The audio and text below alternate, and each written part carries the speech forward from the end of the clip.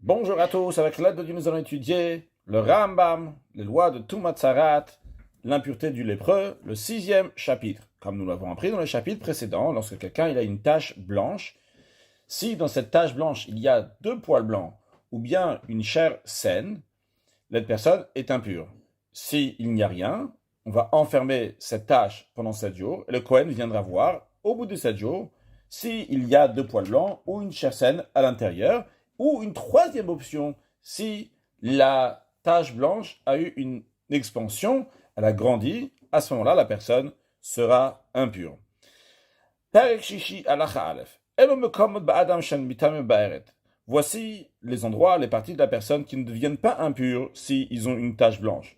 Tocha Aïn, l'intérieur de l'œil, Vetocha Ozen, l'intérieur de l'oreille, Vetocha Chotem, l'intérieur du nez, Vetocha Pe, l'intérieur de la bouche, Veakmatim Shebabeten, les plis de peau au niveau du ventre, Veakmatim Shebetzavar, les plis de la peau au niveau du cou, Vetachatadad, sous le sein de la femme, ou Betachechi, les aisselles, Vekafaregel, la plante du pied, Vatiporen, les ongles des doigts et des pieds, aussi bien de la main et des pieds, vers roche, vers zakan, serre, la tête et l'endroit de la bave, s'ils ont des poils, vers hashrin et l'inflammation, vers mirva, l'endroit où il y a une brûlure, hamordin, que ce soit l'inflammation, que ce soit la brûlure, lorsqu'ils sont mordines, comme on a appris dans le chapitre précédent, c'est lorsqu'ils sont rebelles dans le sens qu'ils ne peuvent pas toucher quoi que ce soit. Si on va mettre quelque chose sur cette plaie-là, ça va faire très mal à la personne. Donc ça, c'est lorsque l'inflammation et la brûlure sont encore fraîches. Tous ces endroits que nous venons de citer, ne deviennent pas impurs avec des taches blanches, avec cette plaie de lèpre,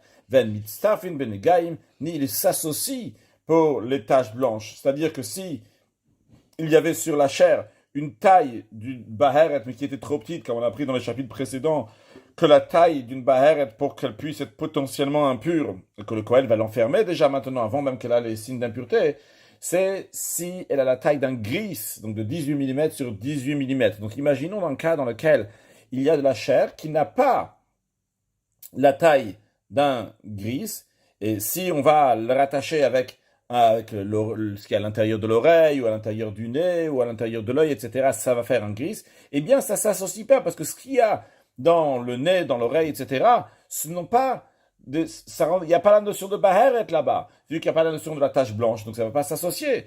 Encore une chose, le nega possède torani, la plaie va rentrer à l'intérieur, c'est-à-dire, on a parlé de pisayon, c'est-à-dire qu'il y a une expansion de la tache blanche. Mais si il y avait une tache blanche à côté, et qu'après la tache blanche, elle est grandie, mais où elle a grandi en rentrant dans l'œil, dans l'oreille, dans le nez, etc., eh bien, c'est pas considéré un pisayon, une expansion. De même, il ne devient pas impur pour la chair saine. C'est-à-dire que si il y a une tache autour de l'intérieur de l'œil, l'intérieur de l'oreille, l'intérieur du nez, etc., et cette tache blanche, elle n'a pas de chair saine, mais la chair saine se trouve à l'intérieur de l'œil, à l'intérieur de l'oreille, à l'intérieur du nez, etc., eh bien, on ne va pas considérer ça comme une chair saine qui est au milieu de la tache blanche. Et ça n'empêche pas celui qui est entièrement devenu blanc, qu'on apprendra plus tard dans le prochain chapitre, que quelqu'un qui est devenu entièrement blanc, c'est-à-dire qu'au début il était blanc et dans un endroit, mais après il est devenu entièrement blanc, eh bien, il devient pur, on apprendra. Eh bien, si à l'intérieur du nez, à l'intérieur de l'oreille, à l'intérieur de l'œil, etc., c'est pas devenu blanc, eh bien, ça n'empêche pas que la personne, elle sera pure. Shendamar, d'où on apprend tout ça? Parce qu'il y a écrit Beor Besaro. On apprend que la baheret, la tache blanche, doit être dans la chair de la peau. V'chol elou. Et tout ce que nous avons mentionné, c'est que ou bien Eno Orgaloui, ce n'est pas de la peau qui est dévoilée, comme donc, ce qu'il y a dans les parties intérieures, donc on a dit à l'intérieur du nez, à l'intérieur de l'oreille, et la même chez Nord, et certains donc, qui ne sont pas de la peau, comme par exemple donc, la brûlure, l'inflammation, les ongles, elle amène chez Noor, ou même chez Or, vous me certains donc ils sont de la peau, mais ils sont voilés, on ne peut pas les voir. Et la Torah elle dit, ou bien Beor Besaro, que ce soit dans la chair de la personne, ou bien que ce soit le Cholmaré à Cohen, que ça doit être aux yeux du Cohen, donc ça c'est faire partie des conditions qu'il va y avoir, donc ou bien le Or Besaro, que ce soit de la chair, ou bien que le Cohen puisse le voir. Veoda Basataï, la partie rouge, rose des lèvres, ni dans le Kebadastari, mais considérée comme une partie qui est cachée. Ve'eino Bitam Mingaim, il ne rend pas impur par les taches blanches. En effet, donc quand on ferme les lèvres, c'est une partie qu'on ne peut pas voir. Halachabet, arosh vazakan shena shakol searan. La tête et la barbe, donc tous les poils sont tombés, ve'ashrin, ve'amir v'shem tzarevet, ou bien lorsqu'on parle d'une inflammation ou d'une brûlure qui a une tzarevet, comme on a appris dans le chapitre précédent. Donc ça, c'est la deuxième phase. La première phase, on l'a vu tout à l'heure, dans le chapitre précédent aussi, quand c'est mordine, quand c'est rebelle, donc la brûlure est toute fraîche, l'inflammation est toute fraîche. Après, nous avons une deuxième phase, une deuxième étape, lorsqu'ils ont une tzarevet, donc c'est une petite membrane de peau qui se trouve au-dessus donc, de cette plaie.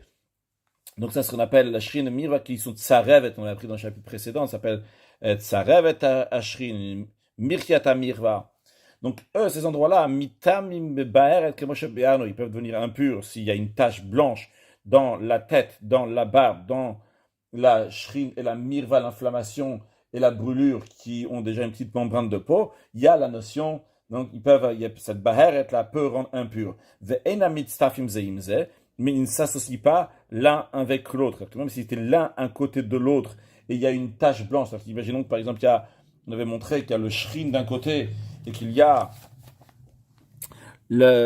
imaginons que ça c'est le shrine, c'est l'inflammation et ça c'est la mirva, c'est la brûlure de ce côté-là, et qu'il y a une baheret, donc qui s'est fait comme ça dans les deux en même temps. On a dit que c'est emitstaf, mais ça ne s'associe pas ensemble. Venega orabasar poseletochan, et la plaie, si elle se trouve sur la chair saine, elle ne va pas aller donc à l'intérieur. Donc on est en train de parler, ce qu'on est en train de montrer, donc c'est shrin et mirva, mais c'est la même chose aussi donc pour le roche et le zakan, pour la tête et la barbe. Venega orabasar poseletochan, on vient de dire.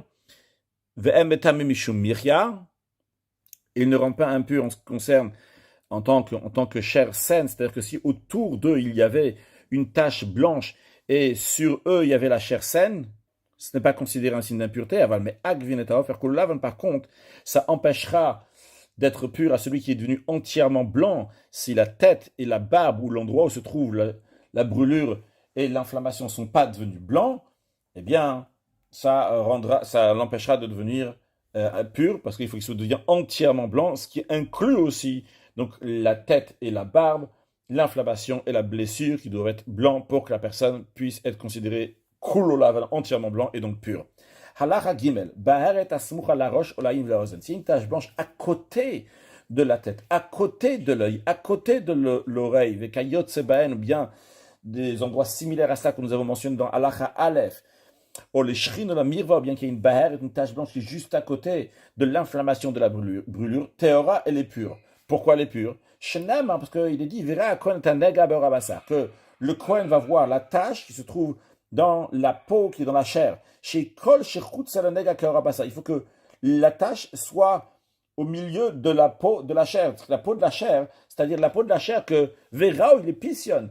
Là-bas, ça peut avoir une expansion. C'est-à-dire, la Torah, elle dit qu'il va voir la tache qui est en plein milieu de la chair, c'est-à-dire que à côté de la tache blanche, il y a une possibilité que ça va s'étendre là-bas aussi, la tache blanche. Mais vu que si ça va s'étendre dans l'œil, par exemple, eh bien, ça n'aura aucun effet, parce que ça ne sera pas un pissaï, ça ne sera pas une expansion. Donc, cette tache-là qui est juste à côté de l'œil n'est pas considérée une tache qui peut avoir une expansion. Donc, ce n'est pas considéré une tache qui se trouve béor à bassar, en plein milieu de la peau, qu'à côté, il y a de la chair saine dans laquelle il peut y avoir une expansion. C'est la raison pour laquelle que cette tache blanche-là, elle est pure, elle n'est pas enfermée par le Kohen.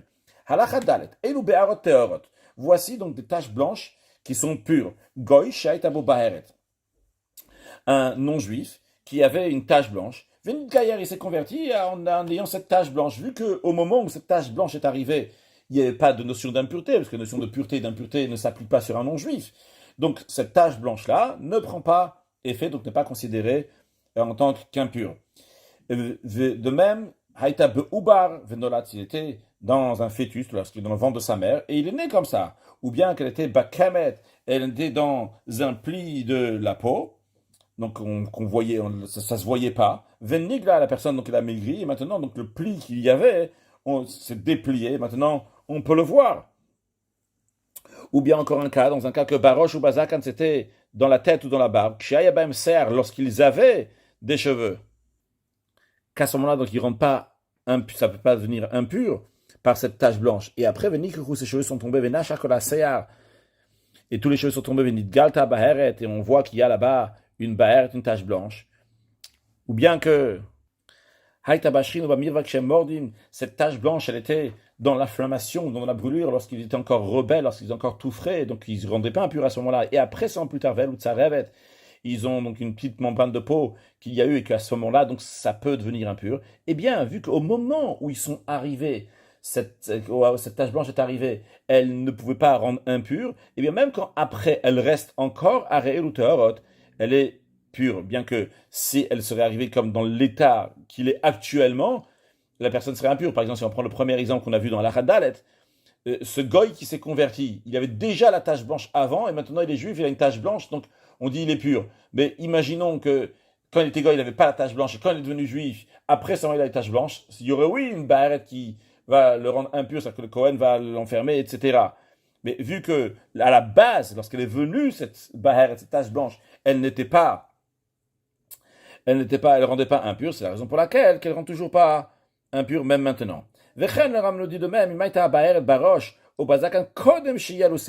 même, si cette tache blanche se trouvait donc sur la tête ou sur la barbe, avant qu'il y ait eu des cheveux, il n'y a jamais eu encore de cheveux, que dans ces cas-là, ça contracte, oui, l'impureté, vu qu'il peut y avoir une tache blanche là-bas, sur cette tête, ou sur où il y a la place des cheveux, ou bien là, sur la barbe, à la place des poils, qu'il n'y a pas encore de poils là-bas.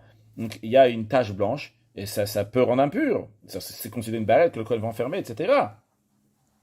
Ve'el ou seyar. Après ça, il y a eu des poils qui sont arrivés. Ve'halach haser. Donc au moment où il y a des poils qui sont arrivés, à ce moment-là, donc il n'y a plus de possibilité que ce soit impur. Ve'halach haser. Après, les cheveux sont partis au shaita ba'eret ba'or, ou bien que la tache blanche était dans la peau. Venasem comme ashrin au mirva, et après, c'est devenu donc une inflammation, une brûlure. Vechayou, ils ont guéri, vari berabassar. Et maintenant, cette tache blanche, elle est à nouveau donc dans la peau ordinaire.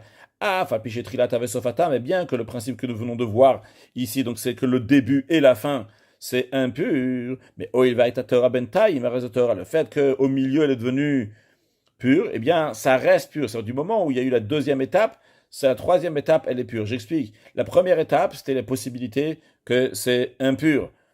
Et en effet, s'il y avait cette tâche-là, donc elle peut rendre impure. Après, il y a une deuxième étape dans laquelle ça ne peut pas rendre impur. Après, il y a la troisième étape dans laquelle ça peut rendre impur. Eh bien, du moment où la deuxième étape elle est arrivée et ça ne peut pas devenir impur, eh bien, la troisième étape aussi, ça ne deviendrait pas impur, donc c'est Théora. Nishtano Marem, si les couleurs de ces plaies-là, après qu'ils pouvaient être impurs, ils ont changé. Ben chez ou soit qu'ils sont devenus encore plus blancs, ben chez ou bien qu'ils ont atténué, eh bien, Yera ou Katrila, on va les regarder comme si c'était la première fois que cette tâche est arrivée. Alors attention, de quoi on parle ici? On ne parle pas d'un cas ordinaire, on parle de cas qu'on a parlé ici au début de la Dalet. Keitzad, le Ram dit, donc par exemple, Goy Shaita Bo Baheret Kikum Beitza, un non-juif qui avait une tache blanche. Cette tache blanche-là, elle a la couleur d'une membrane d'œuf, comme on a appris qu'à partir d'une membrane d'œuf, c'est aussi une couleur qui est suffisamment blanche pour être considérée donc une tsarat, la lèpre. Après qu'il s'est converti, elle est devenue encore plus blanche, donc jusqu'à la blancheur, donc qui est celle de la neige, qui est le blanc le plus fort.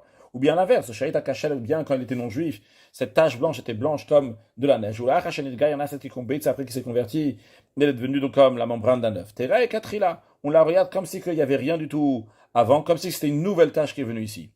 De même, lorsque c'est un enfant qui vient de naître, et qu'il avait déjà une tache dans le ventre de sa mère, une tache blanche, si elle a changé après de couleur, de même donc pour le pli de la peau, quand la personne elle était corpulente, et après quand elle a maigri, donc on peut voir à nouveau ce pli-là, si la couleur de la tache n'est pas la même qu'il y avait lorsque la peau était pliée, de même au beroche, ou de même pour la tête et la barbe, donc les cheveux sont tombés, qu'il y avait déjà la tache blanche avant, mais la tache blanche elle a changé de couleur, de même donc pour l'inflammation et la brûlure qui ont guéri maintenant, et la couleur blanche elle a changé, que si la couleur de ces taches blanches ont changé, il ira au Katrila, on les regarde comme si c'était des nouvelles, comme s'il n'y avait jamais eu quoi que ce soit avant, et donc ça peut rendre impur. Le Nishtan, en revanche, je me répète, qu'il y a du début de la halakha, s'ils n'ont pas changé à Rentehorot, dans ces cas-là, ils sont purs.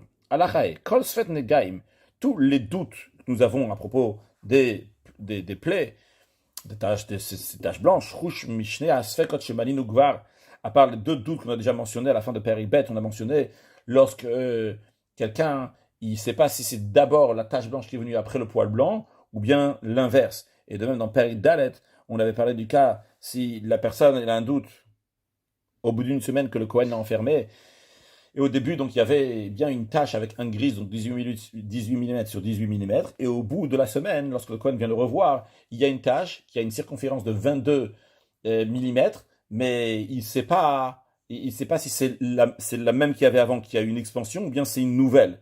Ça, c'est les deux Sveikot Shemani, donc le dit les deux doutes que nous avons eus. Donc, tous les autres Sveikot, tous les autres doutes, Taor, c'est pur, Achelonidis Kakletuma, attention, uniquement tant qu'il n'a pas été confirmé, déclaré impur. Le Rav va expliquer ça dans un instant. Donc, Aval Mishinis, Kakletuma, mais si il a été déclaré impur, Sveikota, même s'il y a un doute maintenant, il est impur. Kitat, comment ça? Shnaim Shebo Etzel Kohen. Donc, le Rav va nous expliquer ce qu'il est en train de dire, et si Achelonis, Kakletuma, si on n'a pas encore déclaré impur, ou bien ils ont déjà été déclarés impurs. Donc, c'est quoi la différence? Shnaim Shebo Etzel Kohen, deux personnes, Reuven et Shimon, ils sont venus chez le Kohen. Bazé Bahara Tigris. Un, il a une tache blanche qui est la mesure d'un gris, donc de 18 mm sur 18 mm, ou basé, et l'autre, il a aussi une tache blanche, mais celle-ci, celle-là, elle est donc de la circonférence de 22 mm. Donc elle est un peu plus grande que celle. Rouven, il a 18 mm sur 18 mm carrés, et Shimon, il a une circonférence donc de 22 mm. Hizgiran, le Kohen, il les a enfermés, donc les deux, au Bessof Shavua, à la fin de la semaine, donc il revient à voir Rouven et Shimon. Aussi bien chez Rouven, il y a une circonférence d'une tache blanche de 22 mm, et aussi chez Shimon. Mais Vein Yadou même pasta. Le Kohen, il ne se rappelle pas, il ne sait pas c'est chez qui que ça a grandi. Il se rappelle que chacun, il avait un gris, et l'autre, il avait un sela. Maintenant, les deux, ils ont un sela, mais il ne sait pas qui est-ce qui avait un gris au départ. Donc, il ne sait pas chez qui ça a grandi, qui est-ce qui est impur. Alors, ce cas-là que j'ai donné, ça peut être Mishnah Anashim, ce que le Rav il a donné, ça peut être Mishnah Anashim comme je l'ai présenté dans Rouven et Shimon, ça peut être aussi Ben Beishechat, ça peut être aussi dans la même personne, c'est-à-dire que la même personne, elle avait deux taches dans différents endroits, un endroit qui avait une tache d'un gris, un autre endroit qui avait une tache d'un sela, et au bout de la semaine, le Kohen il voit qu'il y a deux selas, mais il ne sait pas c'est laquelle qui a grandi, il ne peut pas désigner du doigt et dire ah, celle-là elle a grandi, on est sûr que sur cette personne-là, il y a une tache qui a grandi, mais on ne sait pas c'est laquelle. Arezetao, il est pur.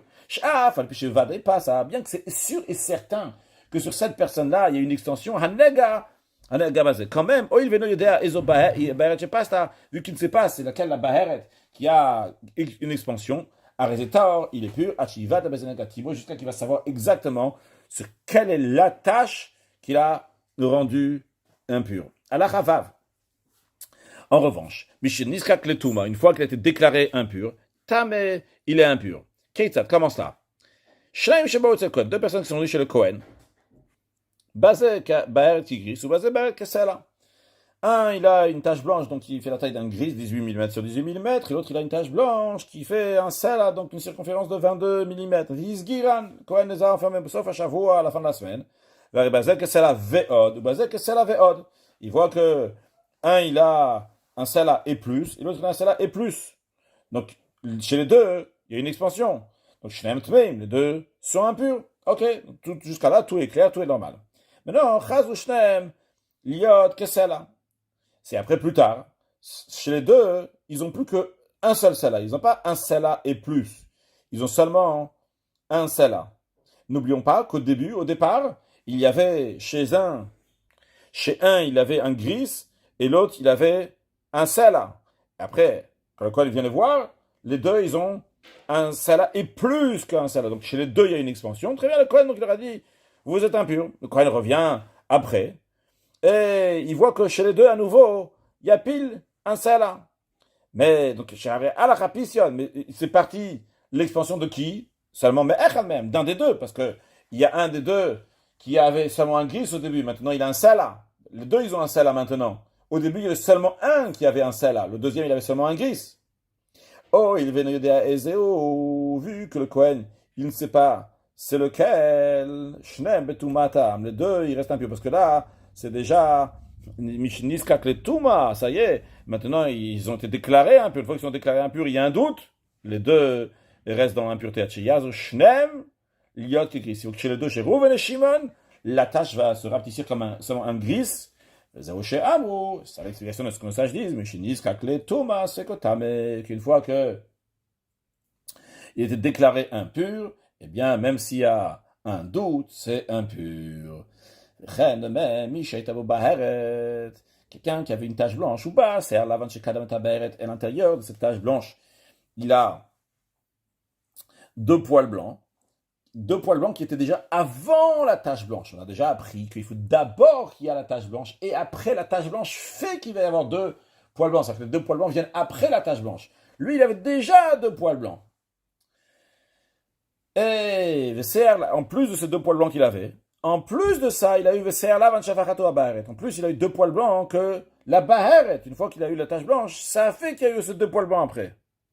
Donc, à cause des deux poils blancs qui viennent après, il est impur, parce qu'il y avait une tache blanche, il n'y avait pas de siman touma, de signe d'impureté, parce que les deux poils blancs qu'il y avait déjà avant sont pas un signe d'impureté, mais il y a eu deux poils blancs qui sont faits après, et ces deux poils blancs qui sont faits après sont un signe d'impureté.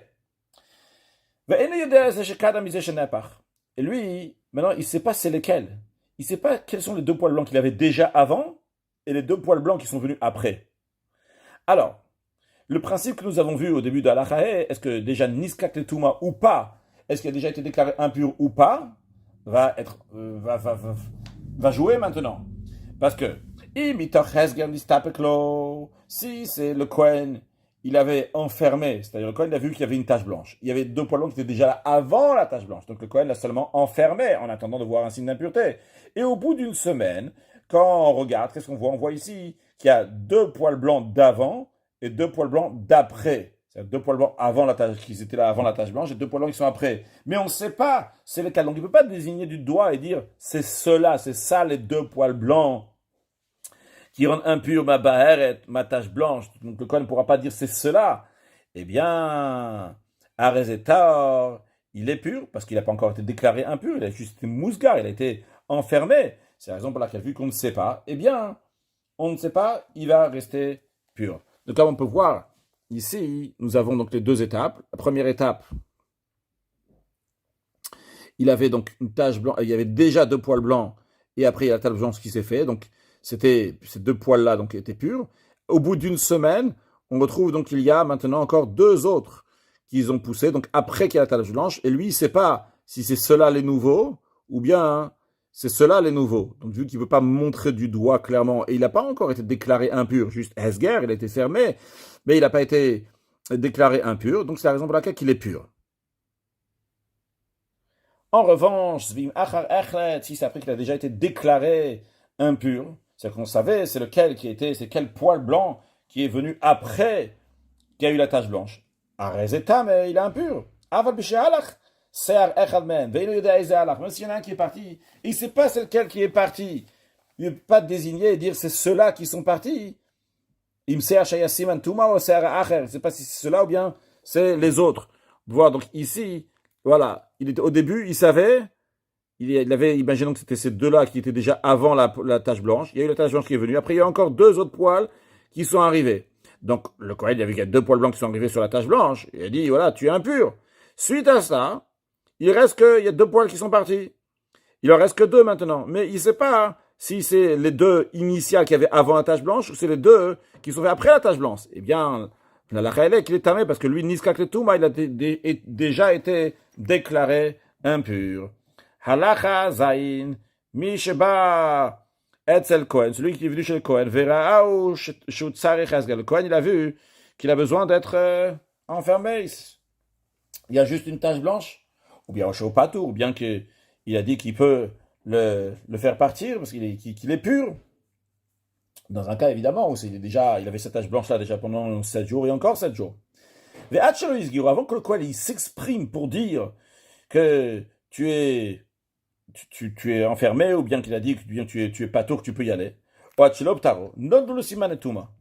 est que ça sont arrivés devant le Kohen, donc des signes d'impureté. C'est-à-dire qu'il y a eu deux poils blancs qui ont poussé, ou bien qu'il y a eu de la chair saine, ou bien au milieu de la tache blanche, ou bien que c'était au bout d'une semaine, ou au bout de 2 semaines, et qu'il y a eu une expansion. Eh bien, dans ce cas-là, le Kohen, il lui dit qu'il est impur. Il déclare impur. Le chidouche qu'il y a là, que si le Kohen, il avait enfermé pour une semaine, il lui dit, voilà, t'es enfermé pour une semaine, et dans les 5 minutes qui suivent, il y a une tache, il y a 2 poils blancs qui sont au milieu, il ne dit pas, t'es mourlat, tu es impur. Il devra attendre au bout de 7 jours, et seulement au bout de 7 jours, le Kohen va lui dire, tu es impur, si, encore, ces 2 poils blancs. Ici, on nous dit, tant que le Kohen n'a pas dit, eh bien, le Kohen peut toujours dire si la situation elle a changé et il y a quelque chose d'autre. De même, s'il a vu, donc il y avait des signes d'impureté. Avant que le Kohen s'exprime, dire tu es impur parce que tu as des signes d'impureté dans la tache blanche, ces signes d'impureté sont partis.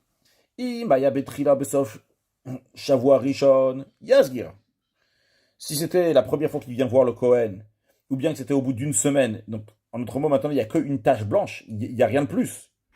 Alors le Kohen l'enferme pendant une semaine, que ce soit donc, sur la première fois qu'il est venu, ou bien que ce soit la deuxième fois, mais au moment où le Kohen veut se prononcer, il n'y a rien du tout. Donc il n'y a qu'une tache blanche.